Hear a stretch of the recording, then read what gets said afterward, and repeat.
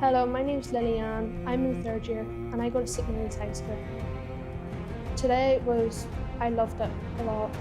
When I came here, I was really excited what we were going to be doing.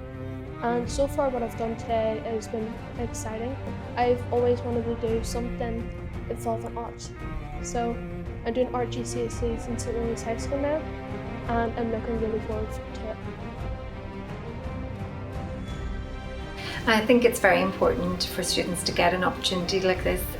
It gives them an experience outside the classroom, and it shows, such a breadth of activities available to them that they may not get the experience in the classroom.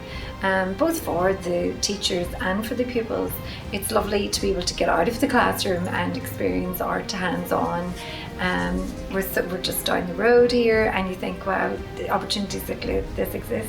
Some of our students wouldn't be familiar with opportunities for university, maybe first in the family to have gone to university, and opportunities like this gives them a chance to think it's within their grasp, they can avail of this. Having spoken to students perhaps like today, who are actually students at university currently embarking on a degree courses, are able to get to ask the questions perhaps that they wouldn't get to ask us in class or get first-hand experience with.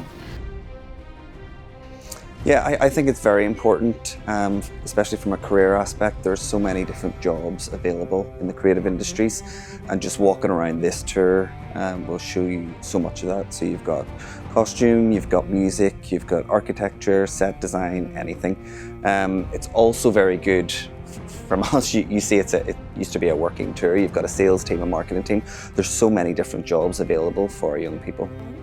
It's really important that we create these links with industry such as Linen Mill Studios, and it really shows the young people here, once they study their GCSEs, their A-levels, and they get their qualification, that there is a career out there for them.